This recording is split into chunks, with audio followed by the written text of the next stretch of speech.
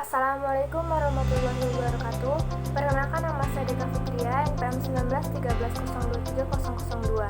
Di sini saya akan menjelaskan tentang apakah urutan materi pada kurikulum 2013 dan kurikulum 2013 revisi memiliki perbedaan.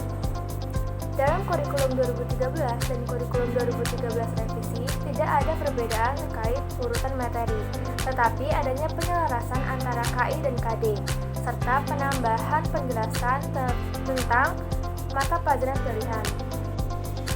Poin-poin perubahan pada kurikulum 2013.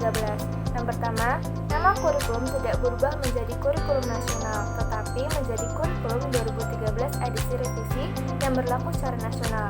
Yang kedua, penilaian sikap pada KI 1 dan KI 2 sudah ditiadakan pada setiap mata pelajaran kecuali agama dan PPKN, serta KI tetap dicantumkan dalam RPP. Yang ketiga, yaitu jika terdapat dua nilai praktik dalam satu KD, maka yang diambil adalah nilai tertinggi dengan cara menghitung nilai keterampilan dalam satu KD di total lalu diambil nilai rata-ratanya. Yang keempat, yaitu pendekatan saintifik 5M bukanlah satu-satunya pendekatan untuk mengajar. Yang kelima, yaitu silabus Kurtilas edisi revisi memiliki lebih ramping, yaitu terdapat 3 kolom antara lain KD, materi pembelajaran dan kegiatan pembelajaran. Lalu perubahan terminologi, yaitu ulangan harian menjadi penilaian akhir tahun, UAS menjadi penilaian akhir semester 1 dan 2, dan tidak ada lagi UTS, langsung ke penilaian akhir semester. Yang ketujuh, yaitu dalam RPP tidak perlu dicantumkan nama metode pembelajaran yang digunakan. Lalu materi dibuat dalam bentuk lampiran. Skala penilaian antara lain dari 1 sampai 100. Penilaian sikap diberikan dalam bentuk predikat dan deskripsi. Lalu ada remedial. Nilai remedial adalah nilai yang dicantumkan dalam hasil. Remedial diberikan untuk siswa yang kurang nilainya, namun sebelumnya siswa diberikan pembelajaran ulang. Perbaikan dalam kurikulum 2013. Yang pertama, mengintegrasikan penguatan pendidikan karakter atau PPK di dalam pembelajaran. Karakter yang diperkuat terutama ada 5 karakter, yaitu religius, nasionalis, mandiri, gotong royong, dan integrasi. Yang kedua, mengintegrasikan literasi 4C. Pada abad ke-21, atau diistilahkan dengan 4C, yaitu communication, collaboration, critical thinking and problem solving, dan creativity and innovation. Inilah yang sesungguhnya ingin dicapai atau dituju dengan kurikulum 2013, bukan hanya sekadar mentransfer materi atau ilmu. Beberapa pakar juga menjelaskan bahwa pentingnya untuk penguasaan 4C di mana dunia semakin berkembang sangat cepat. Lalu yang terakhir yaitu untuk mengintegrasikan HOTS atau High Order Thinking Skill, yaitu merupakan kemampuan berpikir kritis, logis, relatif, metakognitif, dan kreatif yang merupakan kemampuan berpikir tingkat tinggi.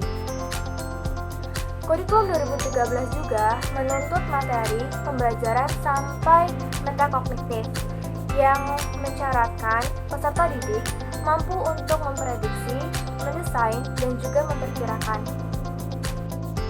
Perbedaan kompetensi dan tujuan antara kurikulum 2013 dan kurikulum 2013 setelah revisi pada pelajaran kimia. Jadi, kurikulum 2013 edisi revisi adalah hasil perbaikan dari kurikulum 2013 yang diterapkan pada tahun ajaran 2015 dan ajaran 2016. Perbaikan dilakukan pemerintah untuk menghasilkan generasi yang memiliki 3 kompetensi, yaitu sikap, keterampilan, dan pengetahuan. Dalam kurikulum 2013 revisi terdapat 4 poin dalam perbaikannya. Antara lain yang pertama ialah penataan kompetensi sikap spiritual dan sikap sosial pada semua mata pelajaran. Sebelumnya di kurikulum 2013 lama terdapat kompleksitas pembelajaran dan nilai pada sikap spiritual dan sikap sosial. Yang kedua, koherensi KI dan KD dan penyelarasan dokumen. Sebelumnya di kurikulum 2013 lama terdapat ketidakselarasan antara KI dan KD dengan silabus dan buku. Yang keempat, pemberian ruang kreatif kepada guru dan mengimplementasikan kurikulum 2013 edisi revisi. Sebelumnya di kurikulum 2013, penerapan proses berpikir 5M sebagai metode pembelajaran yang bersifat prosedural dan mekanistik. Keempat, penataan kompetensi yang tidak dibatasi oleh pemanggalan taksonomi proses berpikir. Terdapat tabel perbedaan antara K13 sebelum revisi dan K13 setelah revisi, yaitu pertama pada indikatornya. Pada K13 sebelum revisi, keselarasan antara KI dan KD dengan silabus dan buku.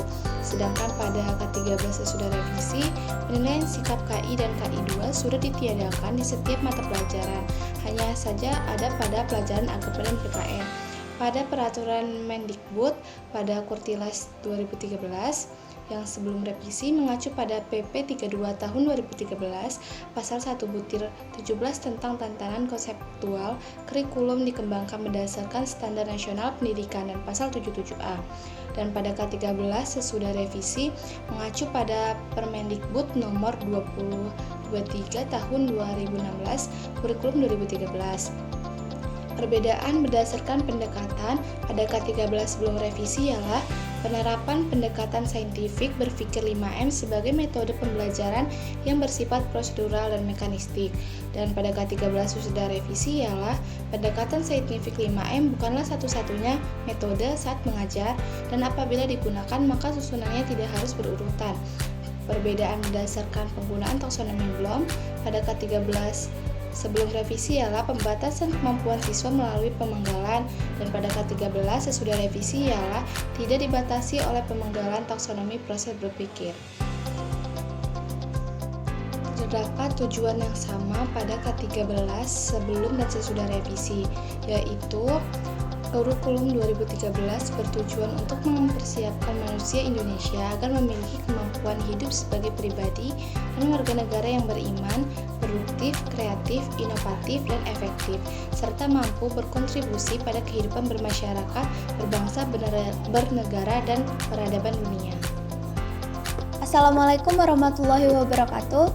Perkenalkan, nama saya Nikita Mara Ilmi, NPM 1913023004, akan menjelaskan mengenai kelebihan kurikulum 2013 dan kurikulum 2013 revisi. Yang pertama, siswa dituntut aktif, inovatif, dan kreatif dalam memecahkan permasalahan yang timbul dalam pembelajaran kimia. Yang kedua, buku dan dokumen disiapkan oleh pemerintah secara lengkap. Pada saat SMP, adanya pembelajaran IPA terpadu yang mengajarkan dasar-dasar dari pembelajaran IPA, sehingga pada saat mereka memasuki SMA sudah memiliki dasar-dasar dari ilmu pengetahuan tersebut. Contohnya pada saat pembelajaran kimia pada materi larutan asam basa. Yang keempat, adanya penilaian dari semua aspek. Nilai siswa tidak hanya didapatkan dari nilai ujian saja, tapi diperoleh juga dari nilai kesopanan, religius, sikap, dan lain-lain. Yang kelima adalah memiliki penilaian dari segala aspek. Yang pertama adalah aspek kognitif, afektif, dan psikomotorik. Yang keenam, adanya penambahan materi pembelajaran. Contohnya pada saat SMA kelas 10, adanya penambahan materi pada saat pembelajaran kimia, menjelaskan metode ilmiah, hakikat ilmu kimia, keselamatan dan keamanan dalam laboratorium, serta peranan kimia dalam kehidupan.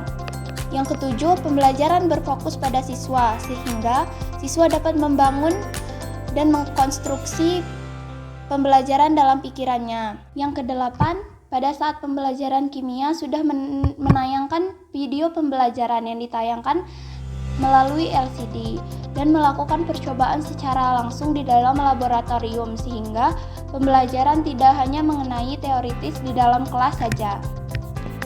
Yang kesembilan adalah peningkatan kemampuan literasi. Peningkatan kemampuan literasi disisipkan pada tujuan pembelajaran. Yang ke-10 adalah siswa dituntut berpikir kreatif, kritis, komunikatif, dan kolaboratif dalam menanggapi fenomena kimia yang terjadi di alam. Yang ke-11 adalah dalam penyampaian materi kimia sekolah mengharuskan adanya remedial secara berkala. Jadi, hal ini bertujuan untuk jika ditemukannya kesalahan konsep harus segera diperbaiki. Assalamualaikum warahmatullahi wabarakatuh. Izin memperkenalkan diri, nama saya Auditia, NPM 1953023002. Di sini saya akan menjelaskan tentang kelemahan kurikulum 2013 dan kurikulum revisi 2013 materi kimia di SMP dan di SMA.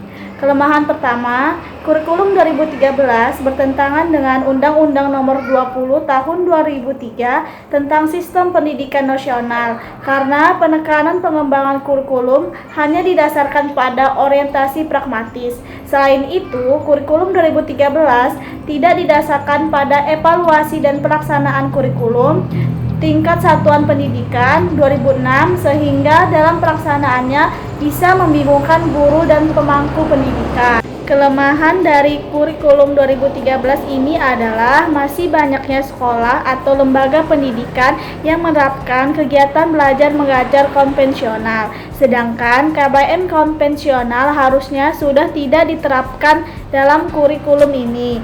Kurikulum 2013 menghendaki adanya metode dan konsep belajar yang baru dan inovatif seiring dengan berkembangnya zaman. Kelemahan dari kurikulum ini adalah banyaknya guru yang sebenarnya masih belum siap mentalnya menghadapi kurikulum baru ini. Salah satu sebabnya adalah karena kurangnya kompetensi dan kapasitas guru dalam memberikan pengajaran sehingga capaian dari kurikulum ini pun menjadi terhambat. Maka dibutuhkan pelatihan dan bimbingan khusus pada semua guru.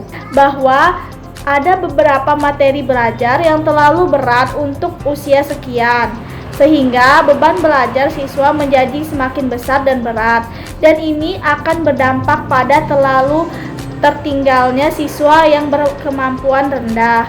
Masih banyaknya guru yang kurang kreatif di dalam penyusunan RPP, padahal RPP di sini sangat mempengaruhi hasil pembelajaran. Semakin baik RPP yang dibuat, maka hasil pembelajarannya juga akan semakin maksimal. Lagi-lagi hal ini disebabkan karena kemampuan dan kualitas guru yang masih kurang memadai.